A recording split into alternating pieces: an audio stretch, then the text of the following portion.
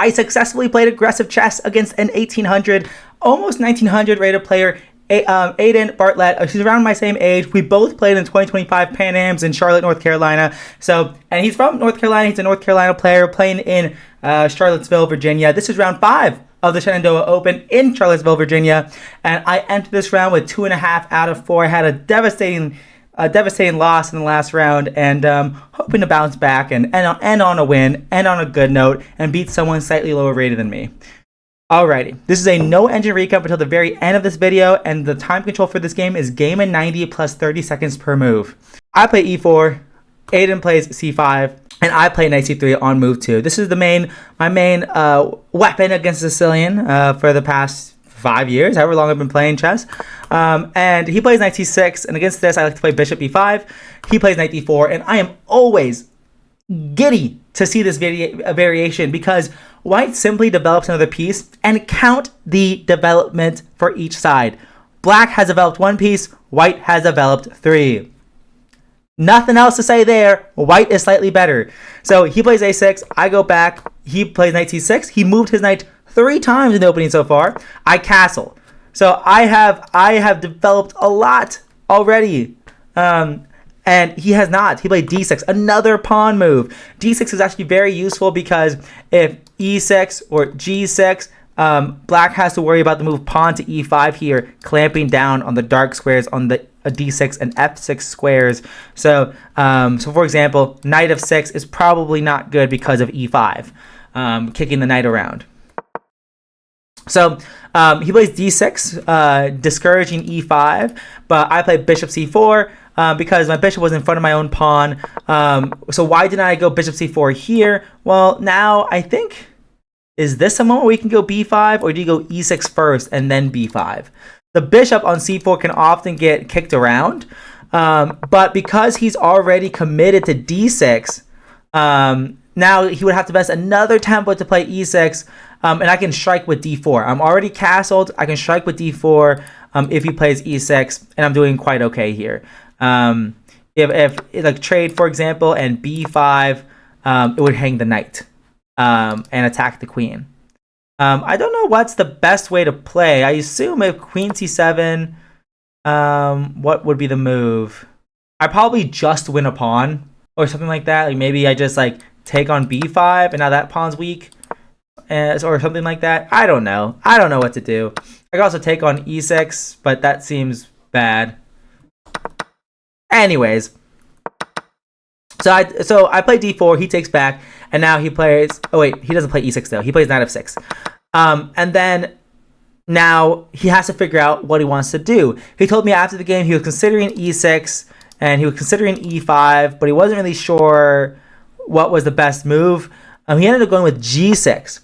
And this allows me to do a little combo of moves. I take on c6, I play rook e1. So now, if he plays bishop g7, I can just play e5 here, attacking the knight, attacking the pawn.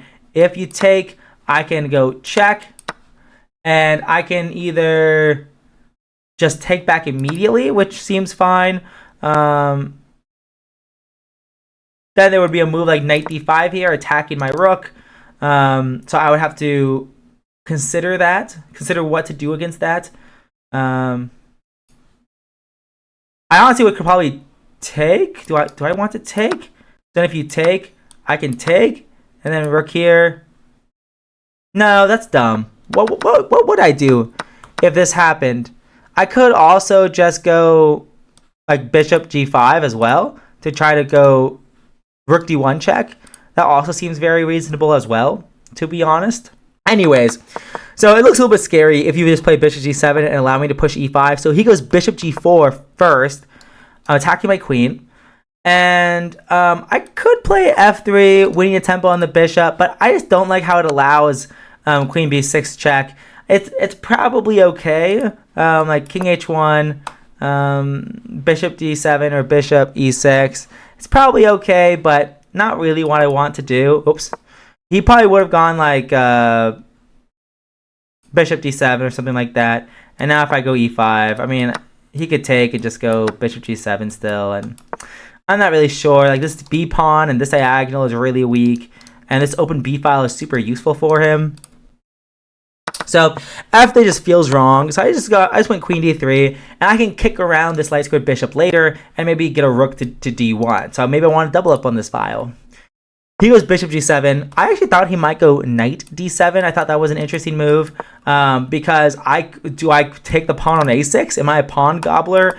And do I play like this? Like, this is kind of really silly to play, but it could legitimately be okay to play like this because I was up in development, so I'm trading being up in development for a pawn, and now I have this outside passed a pawn. So it could be worth it, but kind of scary. I was also considering just queen g3, attacking his bishop, and then he could go here, and then I can maybe just go bishop f1 and maybe f4 or h3. I'm threatening f4 in the next move, so bishop g7, f4 here, winning the bishop. So he's got to be a little bit worried, a bit considerate. But I thought knight d7 was an interesting move. I don't know if it was that good, but it was interesting. He would have to consider queen d4, attacking the rook. And then he might go rook g8 here, or e5, which seems very committal after you play g6. So you got a lot of holes around your king. So there's a lot of things to consider here for black. But instead of that, he just goes bishop g7. I go h3, asking his bishop, hey, where are you going? I legitimately thought like maybe he would go bishop c8 still, because once again, this e5 here, it looks good, but also doesn't look super convincing. Like, I could totally misplay it with the white pieces. So I wasn't like super convinced that this was great and wonderful, but it's probably great and wonderful. Duh. In this case, I can just take on f7. What am I talking about? And leave him with double isolated pawns and isolated pawns here. And that was probably true in the other variation as well. I don't know what I'm smoking. So he doesn't do that. He goes bishop e6 here, and our bishops are seeing each other. And so he allows me to double his pawns. And I mean, come on. Like, you're allowing me to double your pawns like this? I mean, e5 is just too tempting if you take. I don't even know what I'm going to do. But this is juicy molicious. This is, that is good. And your pawns are going to fall. I was considering that if he did take, I can go queen c4 here, attacking e6, attacking c6. So if he castles, I could maybe just take this top pawn first. And so I'm still threatening the e6 pawn. I thought this was pretty reasonable. But I could also, if I didn't want to do that, I could just give a check first, and then take this pawn and threaten this pawn. Like, that also seems totally reasonable. I mean, like, knight d5 looks a little bit annoying, but it's okay. I could also just take this pawn too and leave these double pawns for later.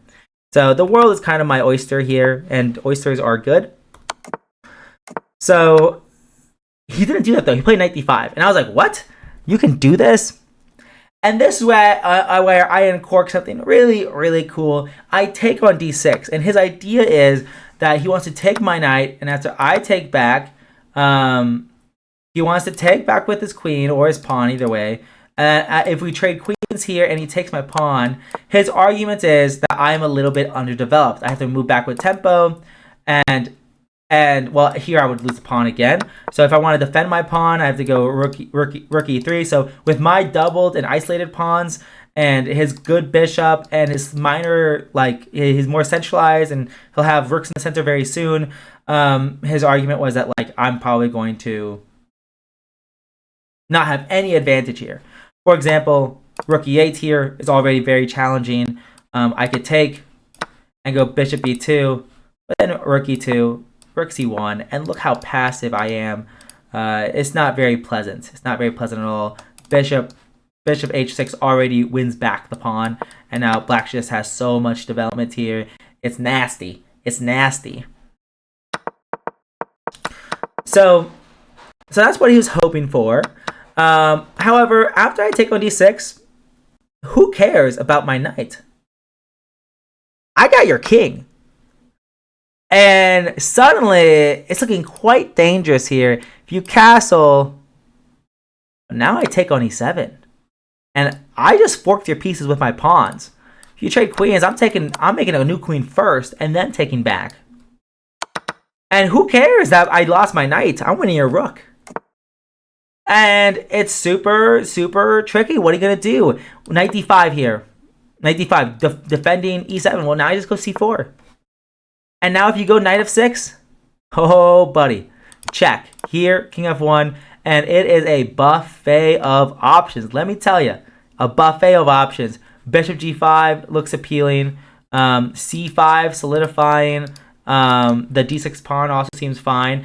Yeah, I'm down on knights, but I already have 3 pawns for the knight.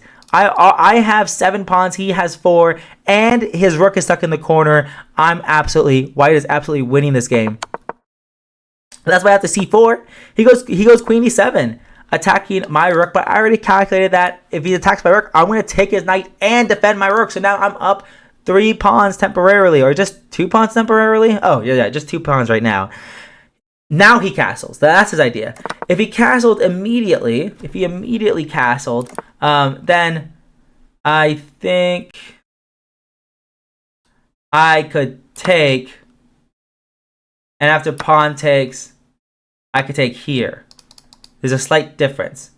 In this position, in the game, queen d7, after I take and he castles, now I cannot take on c6 because my rook would be hanging.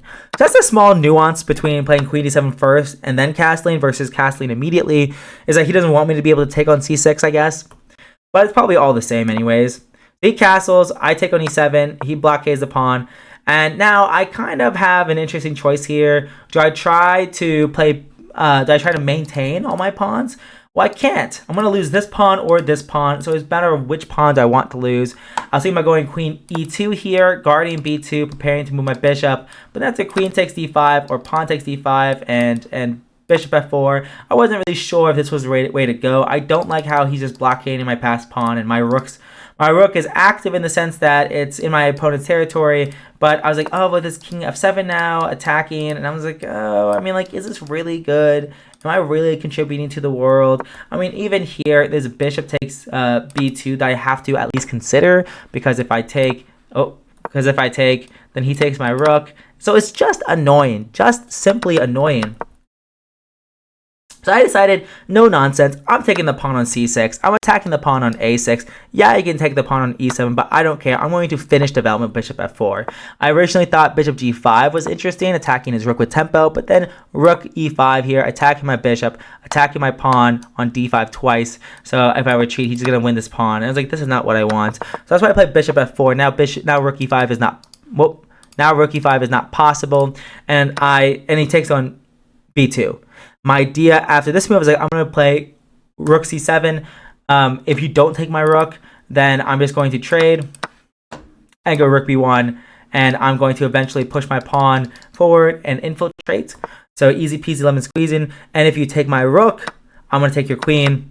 And I'm going to play d6 here. And now the key thing that makes this winning for white. So I give up 2 rooks for a queen, but the reason why this is so good for white is because how weak the black king is. So usually, and the fact we have bishops on the board. If the bishops were off the board, this is a lot closer to a draw. It might be a draw with bishops off the board, but because the bishops are on the board and the king is weak, I can actually do some damage here with my queen. And so I thought this was the simplest way to simplify and convert into a winning endgame. I played d6, simply threatening to go a queen d5 check when picking up the rook on a8. So he doubles up against my d pawn, and I take on a6. And now I'm like, okay, there's nothing he can do. He can't possibly attack this pawn with his bishop because my bishop guards e5. So I'm just going to slowly push my pawn, move my queen out of the way, push my pawn more, and then eventually promote, forcing the rooks to disconnect from each other. And then he plays bishop g7. So now if I just continue with my plan of pushing the a pawn, well, now bishop f8 is super annoying because now a5 then takes, and this will be a Herculean task to try to win. It might be winning, but it's really annoying. I'm still up 2 pawns, but it's really annoying for me. So that's why after bishop g7, I just went bishop g6 or g5 here, because if he takes my pawn on d6, attacking my queen, then I can go queen c4 check, getting out of the attack, and then picking up the rook. I thought this might be his best bet on trying to stay in the game because I have this passed pawn, but it's going to take me a while to push. And you know, he has to sit there and do nothing, which is hard to do. But I thought this was the best bet if he wanted the game to last longer. But instead of that, he moves his rook to b8 with the idea that if I go a4, for example, he can give a check, and win the pawn on d6. That's his idea. So instead of that, I give a check and play queen e6, and it's game over. It's toast. What are you going to do? If you go rook b7 now, there's going to be a check and back rank checkmate. That's the thing. His king is so weak in this position. And earlier, if he had gone king f8 instead of king h8, queen e6 is still possible. I'm attacking the rook. If you defend, now bishop e7 check, king e8, bishop, maybe bishop f6 check. I don't know what the idea was here. I thought I had a better follow-up. I could always trade and then play a4, a5, and a6, potentially. Not sure what that does other than just make moves. But I thought I had a better follow-up. But anyways, I wasn't scared. This king is subject to checks, and I'm not really worried at all about this position. I don't even need to trade bishops. I can just go a4, a5, a6 right now. Anyways. So after queen e6, he takes the pawn, plays rook e8 here, setting up a little idea. If a4, he's gonna give a check and give a check. But the thing is, that's not even good because well, in the game I play bishop f6 and he resigns. But he told me right after the game that actually it doesn't work. If I play a4, he can give a check, and I can just sack my queen to win his rook and give a counter check here. So.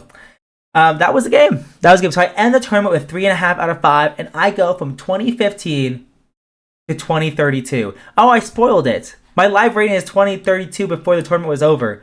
It was 2015 before the tournament was over, and only after the tournament was it 2032. So I accidentally put my new rating instead of my old rating, but oh well, I spoiled it.